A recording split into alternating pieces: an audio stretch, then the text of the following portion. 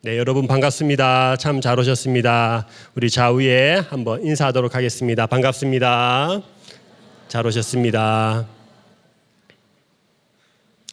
오늘 열왕기상 19장의 말씀 읽었던 본문은 그 깊은 절망과 영적 침체에 빠져 있는 엘리야를 하나님께서 어떻게 회복시키시는지 그 내용이 오늘 말씀 가운데에 나와 있습니다.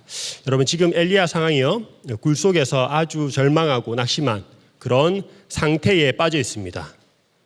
왜 이렇게 되었을까요? 엘리야는 엄청난 일을 경험했죠.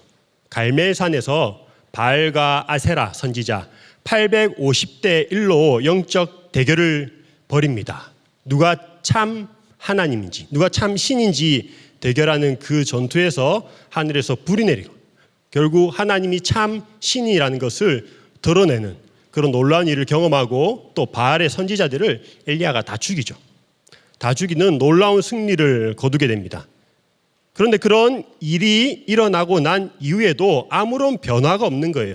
이스라엘의 변화가 없고 아합이 돌이키지도 않고 오히려 그 이세벨이 엘리야의 목숨을 위협하는 상황에 이르게 됩니다. 그래서 엘리야가 낙심해서 실망해서 그 북이스라엘에서 저 남쪽 아래쪽으로 호렙산에 있는 홀로 지금 있는 상황 가운데 있습니다. 우리 엘리야의 지금 상태를 핵심적으로 알려주는 그 말씀이 오늘 읽었던 본문 바로 앞구절 14절에 보시면 나와 있는데요. 14절에 보시면 뒷부분에 이렇게 나와 있습니다. 오직 나만 남았거늘 그들이 내 생명을 찾아 빼앗으려 하나이다. 엘리야의 심정을 가장 잘 대표하는 말이라고 할 수 있습니다. 오직 나만 남았거늘. 나 혼자다. 당연하죠. 굴 속에 자기가 들어갔으니까 혼자죠. 그건 당연한 건데 나 혼자만 남았다. 나만 지금 고생하고 있다. 이런 마음을 품게 된 겁니다. 제가 예전에 그 중고등부 전도사로 파트타임 전도사로 그 사역했을 때 일인데요. 아이들과 함께 여름 수련회를 갔습니다. 그래서 자체적으로 하기에는 인원이 좀 적어서 그 연합 수련회에 갔던 것 같아요. 지금 기억이 좀 가물가물한데 연합 수련회에 아이들을 데리고 이제 차를 타고 갔습니다.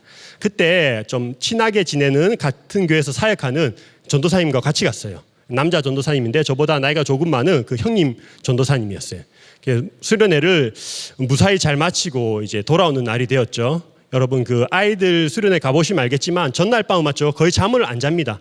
잠 잘 안 자고 같이 나눔하고 기도하고 또 이야기하고 남자 여자 이야기하고 막 이렇게 시간 보내고 늦게 자는데 굉장히 피곤하죠. 마지막 날은 너무 피곤해서 다 힘든데 어쨌든 제가 승합차를 운전하고 오는 길이었어요. 여름이어서 굉장히 더웠어요.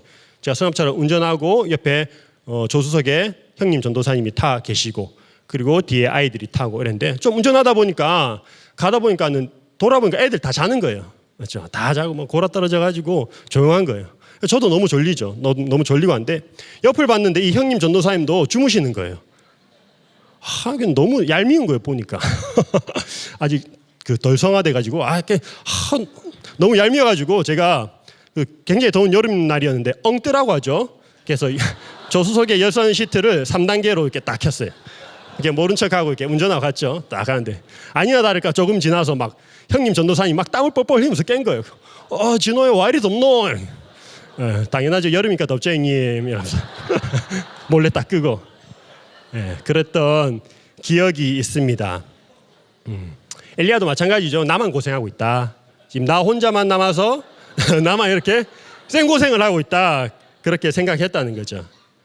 그런 엘리야에게 오늘 읽은 말씀 보시면 너 혼자가 아니다. 너 혼자만 남아있는 것이 아니고 겉으로 드러나진 않지만 많은 사람들이 함께하고 있다라고 말씀하시면서 바알에게 무릎 꿇지 아니하고 바알에게 입맞추지 아니한 7,000명을 남겨뒀다라고 하나님께서 말씀하십니다. 그리고 이제 너 혼자 사역을 감당하도록 하지 않겠다. 엘리사와 함께 또 많은 사람들과 함께 사역을 감당하도록 하겠다라고 말씀하시는 그 내용입니다. 이제 하나님께서 엘리야를 어떻게 구체적으로 회복시키시는지 말씀을 통해서 한번 살펴보도록 하겠습니다. 오늘 본문에서는요, 하나님께서 엘리야에게 세 가지의 사명을 주십니다. 세 가지의 명령을 주시는데 이 세 가지의 명령은 곧 한 가지의 약속이라고 할 수 있습니다. 다 연결된, 세 가지가 다 연결된 하나의 약속이라고 할 수 있다는 거죠. 첫 번째 명령, 엘리야에게 주신 첫 번째 명령은 다메섹으로 가서 하사엘에게 기름을 부어서 아람의 왕이 되게 하라라는 명령입니다. 우리 말씀 15절에 나와 있는데요. 제가 읽어보겠습니다. 여호와께서 그에게 이르시되 너는 내 길을 돌이켜 광야를 통하여 다메섹에 가서 이르거든 하사엘에게 기름을 부어 아람의 왕이 되게 하고. 여기서 좀 주의할 말씀이요, 내 길을 돌이켜라는 말씀입니다. 지금 엘리야가 처해 있는 곳은 북이스라엘이 아닌 저 남쪽, 굉장히 멀리 떨어진 호렙산의 굴 속에 있습니다. 먼 거리를 이동해서 이 남쪽에 있다는 거죠. 엘리야가 활동해야 할 그 선지자로서 활동해야 할 북이스라엘이 아니라 그 사역지를 이탈해 있는 것입니다. 그렇기 때문에 하나님은 네가 있을 곳은 이곳이 아니 돌이켜, 내 길을 돌이켜 다시 사명의 자리로 돌아가라라고 말씀하시는 거죠. 그리고 그 길을 돌이켜 가되 구체적으로 어디를 통하여 가라고 말씀하시는데요. 말씀해 보시면 내 길을 돌이켜 광야를 통하여 다메섹으로 가라고 말씀하십니다. 여러분, 사실은 광야는 사람이 다니는 길은 아닙니다. 사람이 다니는 길은 따로 있었어요. 걷는 길은 따로 있었는데 하나님께서 굳이 광야를 통하여 다메섹으로 가라고 말씀하셨습니다. 이 광야는 어떤 곳이냐? 이 엘리야가 북에서 도망쳐 내려올 때에 지나쳤던 곳이 바로 이곳 광야였습니다. 열왕기상 19장 4절에 보시면 나오는데요. 19장 4절에 보시면 자기 자신은 광야로 들어가, 엘리야가 들어갔다는 말이죠. 하룻길쯤 가서 한 로뎀나무 아래 앉아서 자기가 죽기를 원하여 이르되 여호와여 넉넉하오니 지금 내 생명을 거두시옵소서. 나는 내 조상들보다 낫지 못하니이다 하고 라고 말씀하고 있습니다. 이세벨을 피해서 광야로 들어간 이 엘리야는 그곳에서 머무면서 자신의 삶을 비관한 거예요. 이럴 바에 차라리 죽는 게 낫겠습니다. 절망의 공간, 그곳이 광야였던 것이죠. 그런데 하나님께서는 네가 그 절망했던 그곳을 다시 지나쳐 올라가라. 이제 이 광야는 절망의 장소가 아니라 하나님과 멀어졌던 그 광야가 다시 사명을 회복하는 통로가 되는 그 광야로 다시 돌아가라고 말씀하고 있습니다. 절망의 순간들을 회피하는 것이 아니라 직면하고 극복하고 이겨내고 다시 사명의 자리로 복귀할 것을 하나님께서 말씀하시는 거죠. 그러면서 하나님은 다메섹으로 가서 하사엘에게 기름을 부어 아람의 왕이 되게 하라라고 말씀하고 있습니다. 다메섹은 아람 지역에 속한 지역인데요. 아람은 이스라엘 위쪽에 있는 나라입니다. 위쪽에 있는 나라로서 이스라엘과 영토를 두고 전쟁을 많이 했던 나라예요. 그러니까 우호적인 관계가 아니었습니다. 서로 적대국이라고 할 수 있습니다. 원수와 같은 나라라고 할 수 있다는 거죠. 그런데 그 나라에 가서 하사엘은 아직까지 역사의 전면에 드러나지 않는 인물입니다. 누군지도 모르는데 하사엘에게 가서, 그것도 다른 나라인 아람에 가서 기름을 부어라 라고 말씀하고 있습니다. 여러분, 하나님께서 너무 좀 무리한 명령 같지 않나요? 너무 무리한 명령 같은 생각이 듭니다. 두 번째 명령 무엇인지 한번 살펴보도록 하겠습니다. 두 번째 이어서 또 말씀하시는데요. 16절에 보시면 너는 또 님시의 아들 예후에게 기름을 부어 이스라엘의 왕이 되게 하고 라고 말씀하고 있습니다. 이번에는 이스라엘의 예후에게 기름을 부어서 이스라엘의 왕이 되게 하라라고 하시는 거죠. 여러분, 지금 엘리야의 상황이 아합 왕, 이스라엘 왕인 아합 왕으로부터 목숨의 위협을 받는 상황 가운데 있습니다.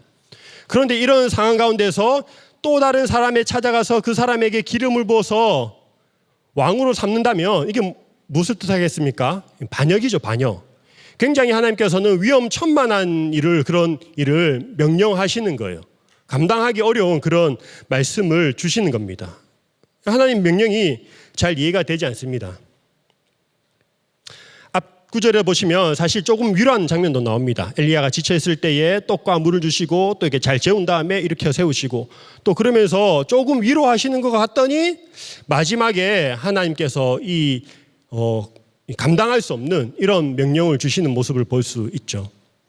우리가 굴 속에 있을 때 하나님으로부터 받기를 바라는 위로는 어떤 겁니까?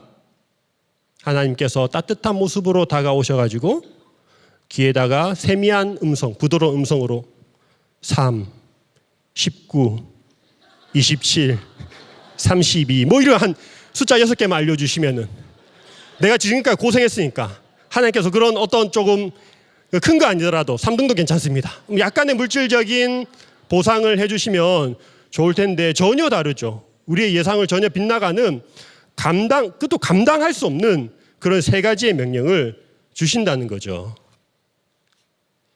이어서 3번째 명령은 무엇인지 보겠습니다. 3번째 명령은 우리 열왕기상 19장 16절에 또 나오는데 하반부에 나오는데요.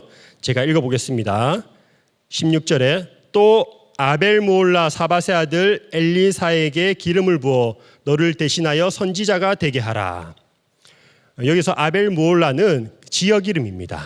지역 이름이고 그리고 사밧은 엘리사의 아버지죠. 아벨므올라 지역에 있는 사밧의 아들 엘리사에게 기름을 부어서 너의 후계자로 선지자로 삼아라 라고 말씀하고 있습니다.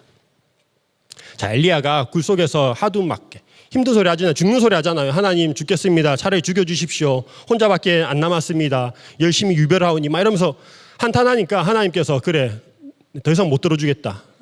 너랑 이제 더 이상 일 같이 못하겠다. 그러면서 너 대신 엘리야랑 내가 앞으로 일하겠다. 뭐 그런 심정으로 기름을 부으라고 했을까요? 그게 아니죠.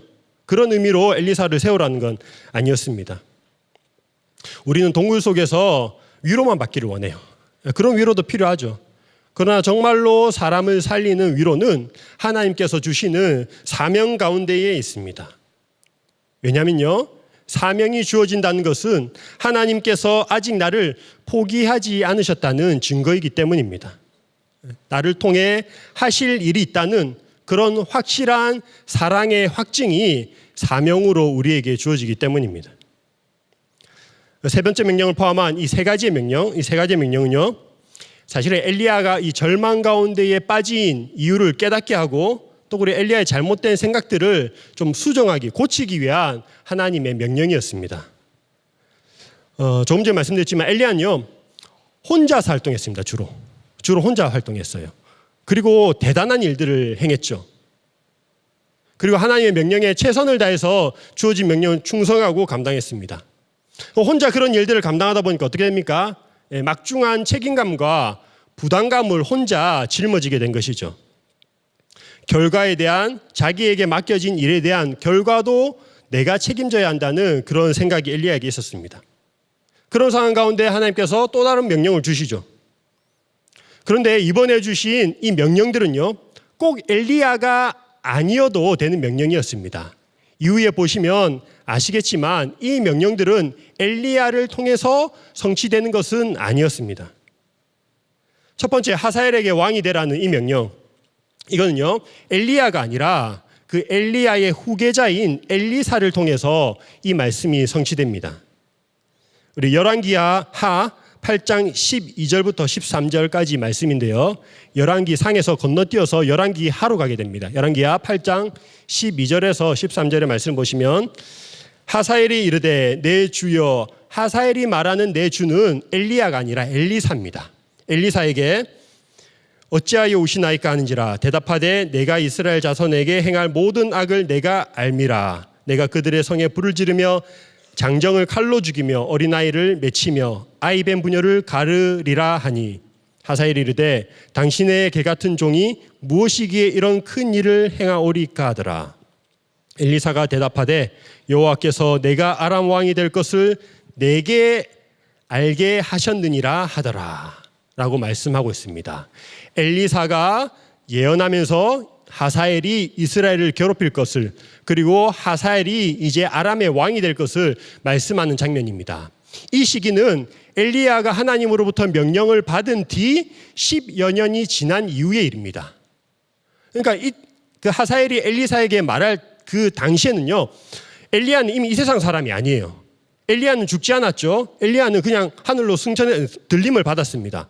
어쨌든 엘리야가 이 땅에 있지도 않은 그런 상황 가운데에 오랜 시간이 지난 다음에 하나님의 명령이 엘리야가 아니라 엘리사를 통해서 성취되었다는 거죠. 마찬가지로 두 번째 명령이 예후에게 기름을 부어서 이스라엘의 왕이 되게 하라. 이 명령도 엘리야가 이 명령을 수행하지 않습니다. 이게 이루어진 건 열왕기 하 9장 1절부터 3절까지 보면 나오는데요. 9장 1절부터 3절까지 한번 제가 읽어보겠습니다.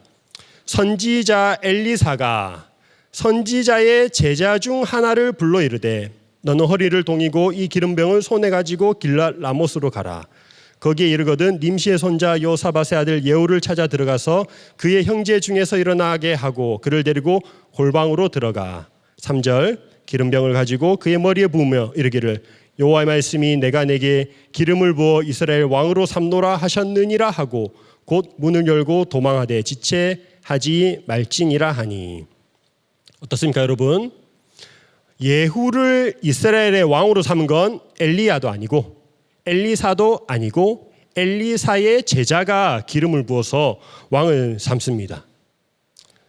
세 번째 명령인 엘리사에게 기름을 부어서 후계자로 삼으라, 선지자로 삼으라는 이 명령만 엘리야가 행합니다. 엘리야가 할 수 있는 그런 명령이었죠.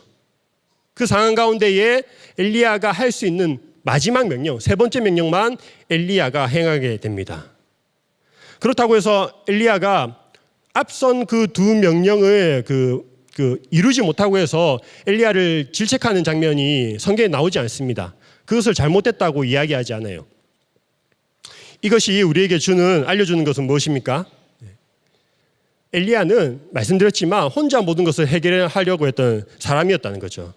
그렇지만 큰 좌절을 경험하고 자신이 얼마나 연약한 존재인지 그것을 깨닫고 난 뒤에 한번 무너지고 난 뒤에 내가 모든 것을 해야 하는 것이 아니라 하나님께서 이루어 가실 것이라는 그것을 조금씩 배워나가고 깨닫기 시작한 겁니다. 책임과 부담으로부터 좀 자유로워진 거죠. 하나님의 명령을 반드시 내가 수행해야 한다는 그런 압박감으로부터 벗어나게 된 겁니다. 여러분, 하나님께서 주시는 명령은요, 그것은 하나님께서 이루겠다는 약속입니다. 하나님의 명령은 하나님이 이루시겠다는 약속입니다. 내가 원하는 방법과 나의 때가 아니라 하나님의 방법과 하나님의 때에 그 약속이 이루어질 거라는 그 믿음을 엘리야가 배워나가게 되었다는 거죠. 그 가운데 또 나는 무엇을 해야 됩니까? 그 가운데서 내가 순종할 수 있는 일들, 집중할 수 있는 일들, 그것을 열심으로 감당하면 된다는 것입니다. 내가 아니면 안 돼. 거기서 내가 아니어도 괜찮아 라는 생각으로 바뀐 것이죠. 엘리야는 나만 남았기 때문에 내가 아니면 할 사람이 없기 때문에 또 그리고 내가 해도 안 되었기 때문에 절망했던 사람입니다. 그런 그에게 하나님께서 깨닫게 해주신 거죠.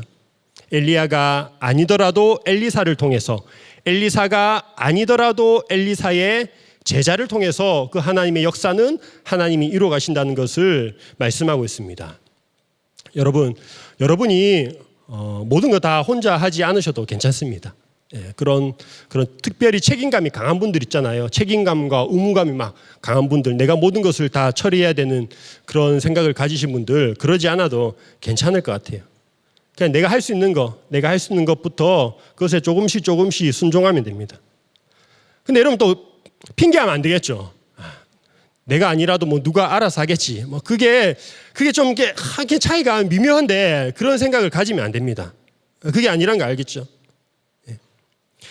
핵심은 이거죠. 내가 무슨 일을 하든지 그 일의 주도권을 내가 이끌어가는 것이 아니라 하나님께서 이끌어 가신다는 그 주도권을 항상 생각하면서 우리가 모든 일을 감당할 필요가 있다는 거죠.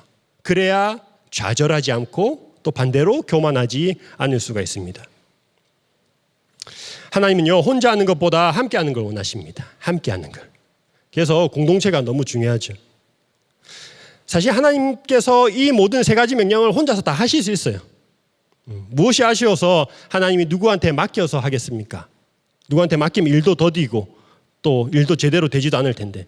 그럼에도 불구하고 하나님의 일하시는 방식은 사람을 세워서 그 사람을 통해서 하나님은 일하시기를 기뻐합니다. 하나님께서 우리에게 어떤 일을 맡기시는 것은 우리를 이용해 먹고 어떤 소진시키려는 그런 의도가 아니라 우리를 살리려고 하나님이 우리에게 사명을 주신다는 거죠. 삶의 이유를 발견케 하고 하나님과 함께하게 하고 그 사명을 이루어가면서 하나님의 성품을 이해하고 알아가고 최종적으로 하나님의 귀한 동력자로서 우리를 삼아주시는 겁니다. 그래서 엘리야에게 주신 중요한 명령은 사람을 세우라는 것이었습니다. 엘리사를 세우라, 사람을 세우라. 엘리사를 세우고 또 엘리사는 또 자신의 제자를 세우고 그렇게 하나님의 일을 하나님께서 점진적으로 이루어가고 계십니다. 여러분 혼자 너무 많은 일을 감당하는 사람은요 참 교만해질 위험에 처해 있어요. 그래서 항상 조심해야 됩니다. 예전에 또 그 고등부를 담당할 때 일입니다. 고등부 때는 그때는 제가 강도사 목사였던 것 같은데 고등부를 담당할 때 고등부 아이들이 굉장히 많이 있었어요. 그래서 아이들을 일부러 그 조금 아이들 키우려고 또 여러 일에 동참시키기 위해서 뭐를 많이 맡겼어요. 그때 임원만 18명이었어요. 회장, 부회장, 총무, 서기, 회계 뭐 이렇게 하고 봉사부장, 찬양부장 무슨 부장단 딱 이렇게 다 해가지고 18명. 일부러 많으면 알죠. 애들은 밥값이 많이 든다는 거. 그럼에도 불구하고 아이들을 이제 한 명 한 명 세우기 위해서 그렇게 했었고 뭐 팀도 많았어요. 봉사팀, 찬양팀, 예배팀 무슨 팀들이 많았는데 그중에 예배팀은 방송실에서 PPT 넘기고 PPT 만들고 그다음에 조명, 음향 이런 것들을 우리 학생들이 다 했어요.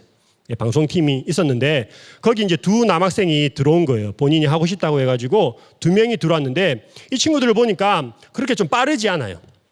행동이 그렇게 빠르지 않고 또 배우는 속도도 좀 느린 거예요. 그러니까 그 예배 중에 저는 지금은 PPT를 잘 사용하지 않지만 고등부 할 때는 굉장히 PPT를 많이 사용했습니다. 동영상도 막 편집해서 딱 틀기도 하고. 그런데 이렇게 예배를 설교하다가 자 PPT 보시죠 하는데 안 넘어가요. 그런 일이 자주 있었어요. 킥이라고 하죠. 이번에 진짜 이 동영상 틀어주면 참 은혜 받겠다 싶어서 동영상 보시죠 했는데 막 그냥 깜깜하고 불은 다 꺼져 있는데 화면 안 나오고 그런 일들이 있고 또 기도할 때 예, 기도하겠습니다. 설교 마치고 기도하겠습니다. 주여 했는데 그러면 이제 그 페이드 아웃 불을 다 이렇게 조명을 낮춰서 약간 어두운 분위기로 기도할 수 있는 분위기로 만들어줘야 되는데 안 그런 거예요. 안 그렇고 또 그리고 뭐 마이크도 갑자기 중간에 막 꺼지기도 하고 막 그런 일들이 있었어요. 좀 자주 있다 보니까 순간 속에서 막 이렇게 욱할 때가 있죠. 사실은 설교하다 그런 상황이 발생되면 내용을 까먹어요. 내가 무슨 말 했는지 몰라. 흐름을 끊기고 이런데 그럼에도 불구하고 한 번도 그 친구들을 뭐라 한 적이 없습니다. 한 번도 나무라거나 뭐 잘못했다거나 한 적이 없습니다. 그냥 귀하다. 귀하다. 잘 섬겨주시니까 귀하다. 언제까지 할래? 뭐 귀하다. 그냥 귀하다. 그렇게 했습니다. 여러분 뭐 PPT 잘 안 넘어가면 어떻습니까? PPT 안 하면 준비 안 하면 되죠, 맞죠? 준비 안 하면 되고 뭐 기도할 때 불 안 꺼지면 어떻습니까? 불 꺼지면 다 자는데 뭐 불 켜고 기도하면 되는 거고.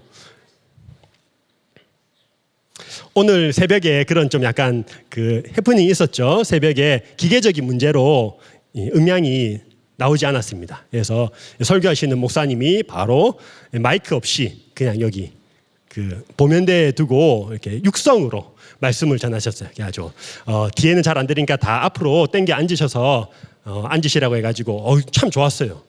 색다른 경험이었습니다. 그래서 이 앞쪽에 온기종기에 앉아가지고 딱 이렇게 육성으로 말씀을 전하시는데 이렇게 다른 상황이 되니까 은혜가 되더라고요.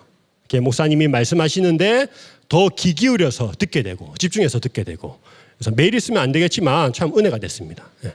그러면서 이제 예배 마치고 딱 기도했죠. 은혜 받고 하나님 감사합니다. 그러나 주님 오늘 저녁 제가 설교입니다.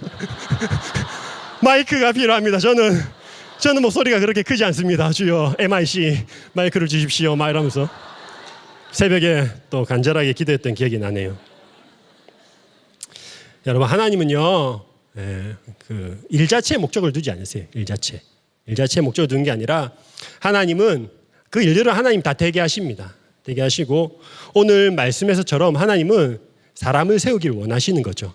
그 명령이 꼭 그 사람을 통해서 이루어지지 않더라도 그 과정을 통해서 하나님을 배워가고 회복하는 그런 역사가 일어나기를 하나님은 원하십니다. 우리도 그 한 사람 한 사람들을 세워가는 우리가 되면 좋겠습니다. 많은 사람 생각하지 마시고 딱 한 사람 내가 정말 열심으로 섬기고 사랑하고 베풀고 아낄 수 있는 그래서 나 혼자만 전전긍긍한 게 아니라 함께하는 그 기쁨을 누릴 수 있는 귀한 동역자들을 세워가는 우리가 되기를 소망합니다. 두 번째로 하나님께서 왜 이렇게 무리한 명령을 주셨는지 또 한번 보도록 하겠습니다. 엘리야가 절망한 또 한 가지 이유는요, 자기가 원하던 대로 결과가 이루어지지 않았기 때문이에요.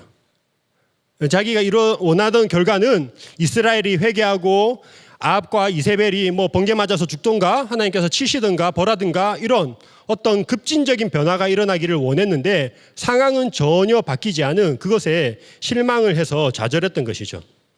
그러나 하나님의 시간표 가운데는 엘리야가 원하는 그때가 아니라 또 다른 하나님의 때가 준비되어 있었습니다.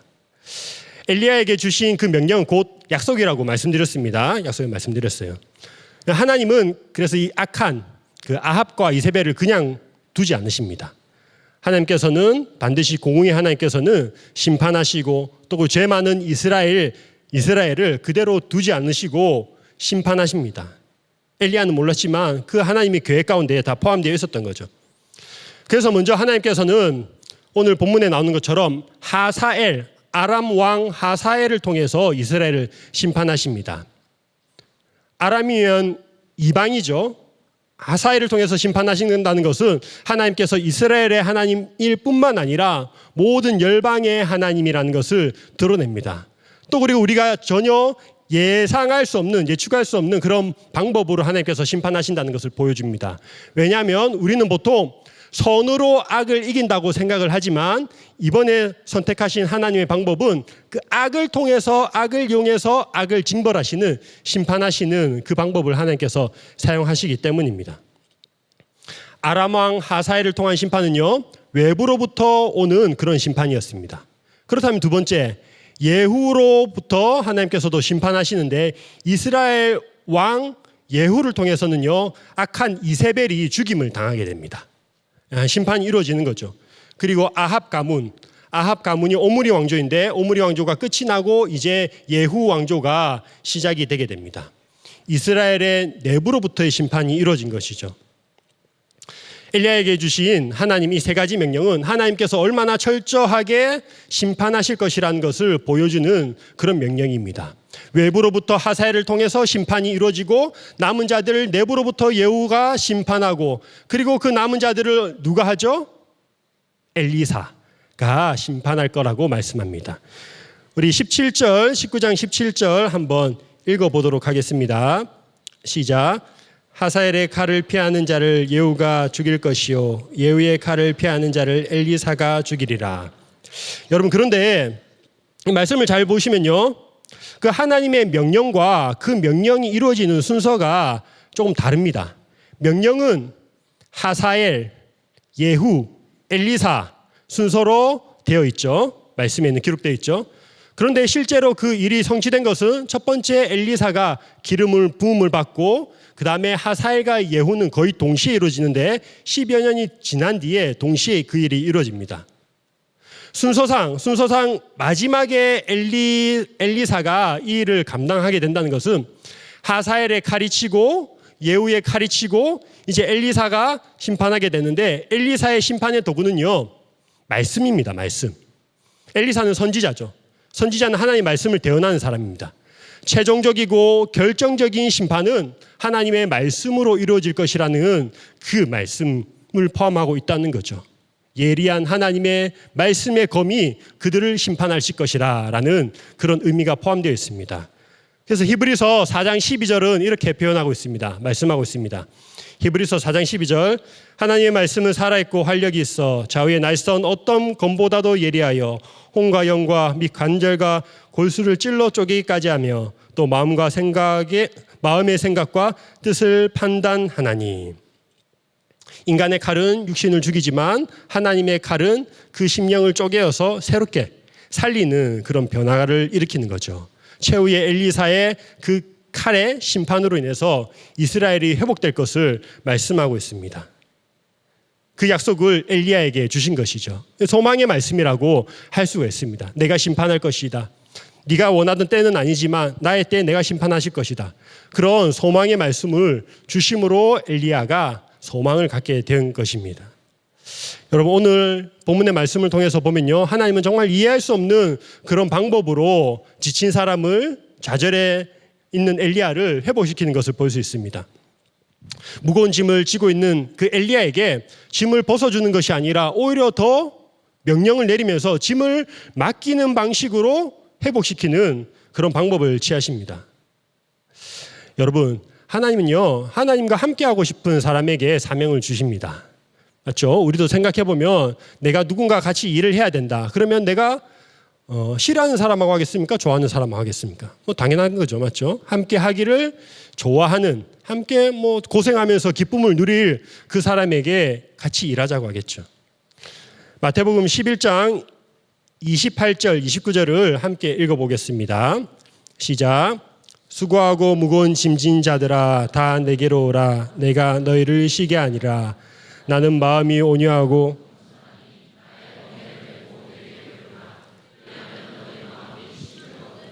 네, 이거 보시면요, 예수님께서 수고하고 무거운 짐진 자들에게 다 내게로 오라고 합니다. 내게로 오라. 내가 너희를 쉬게 하리라. 자, 그러면 짐 내려놓고 이제 수고했으니까는 소파에 누워서 좀 TV도 보고 휴대폰도 좀 하고 그렇게 하면 좋을 것 같은데 그 이후에 나오는 말씀이 무엇입니까? 다 내게로 오라. 내가 너희를 쉬게 하리라. 나는 마음이 온유 겸손하니 나의 멍에를 메고 내게 배우라 라고 말씀합니다. 짐을 내려주겠다는 게 아니라 자, 이제 다른 짐 줄게. 그러면 네가 힘을 얻으리라 이렇게 말씀하시는 거죠. 근데 핵심은 이거죠. 여기서 멍에는 너의 멍에가 아니라 나의 멍에라는 겁니다. 주님의 멍에, 예수님의 멍에, 주님의 십자가. 그것을 같이 지고 가겠다고 하십니다. 혼자 멍에를 맡겨두는 것이 아니라 나의 멍에를 함께 지고 가자. 그러면서 예수님께서 강약을 조절하시는 거죠. 힘들면 더 힘을 주시고 또 훈련이 필요할 때는 더 맡기시고 그렇게 함께 동행하면서 멍에를 지는 그 기쁨을 감당하기 위해 멍에를 주시는 겁니다. 성경에 나오는 달란트의 비유도 마찬가지입니다. 똑같은 원리입니다. 5달란트 받은 사람이 그 사람이 5달란트를 또 남기죠. 또 남기고 난 다음에 그 주인이 와서 하는 말을 잠깐 살펴볼 텐데요. 마태복음 25장 20절, 21절 제가 한번 읽어보겠습니다. 5달란트 받았던 자는 5달란트를 더 가지고 와서 이르되 주인이여 내게 5달란트를 주셨는데 보소서 내가 또 5달란트를 남겼나이다. 그 주인이 이르되 잘하였도다 착하고 충성된 종아 내가 적은 일에 충성하였음에 가서 쉬어라. 이게 아니죠. 어떻습니까?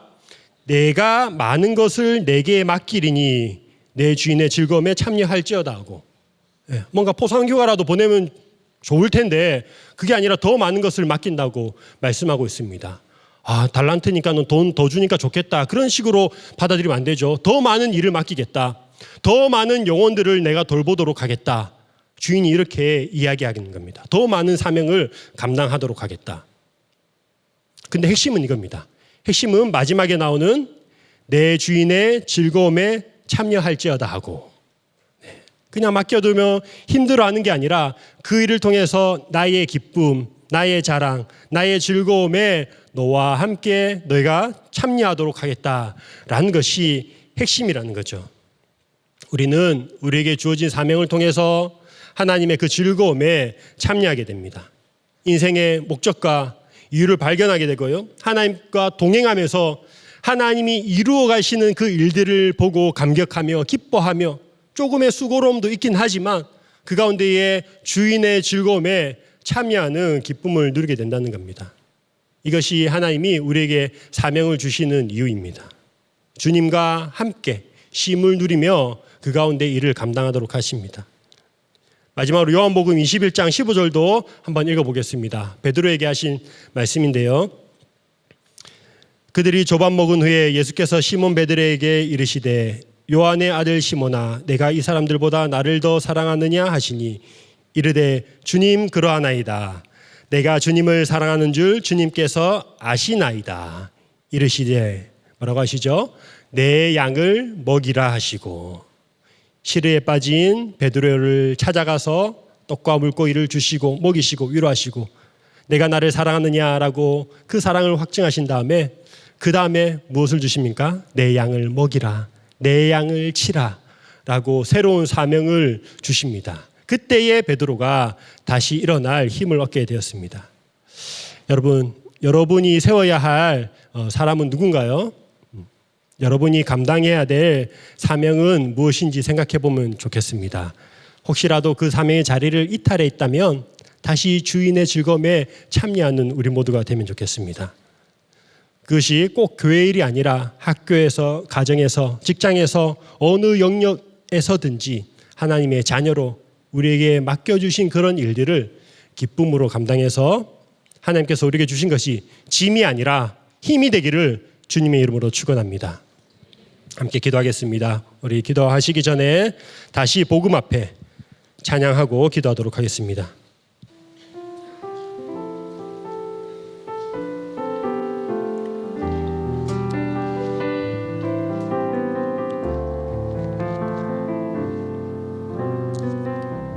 많은 이들 말하고 많은 이들 말하고 많은 이들 노래는 하지만 정작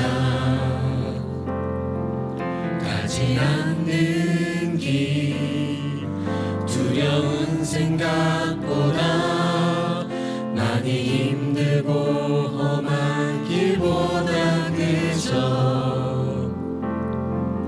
말로만 가려기에 점점 멀어져만 가네. 내게 생명 주었던 그 길 점점 이용하려 하네. 내게 사랑 주었던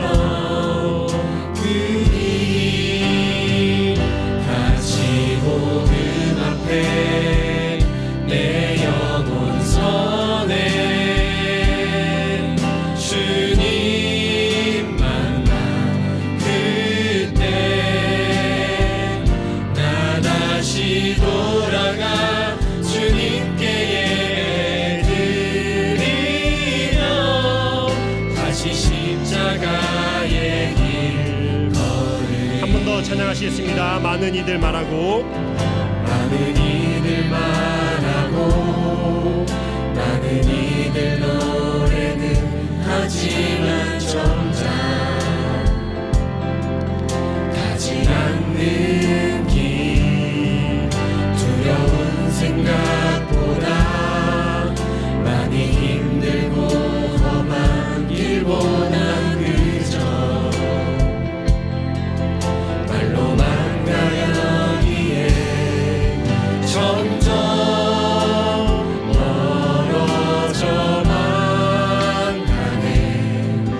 내게 생명 주었던 그 길 점점 이용하려 하네. 내게 사랑 주었던 그 길 다시 복음 앞에 내 영혼 선해 주님 만나 그때 나 다시 돌아가 주님께 예드리며 다시 십자가의 길 걸을. 다시 복음 앞에 다시 복음 앞에 내 영혼 선해 주님 만나 그때 나 다시 돌아가 주님께 예배드리며 다시 십자가의 길 걸으리. 우리 시간 함께 기도하도록 하겠습니다. 하나님의 말씀이, 하나님 복음이 우리 마음 가운데 들어오면 견딜 수 없는 마음을 주님께서 우리에게 주십니다.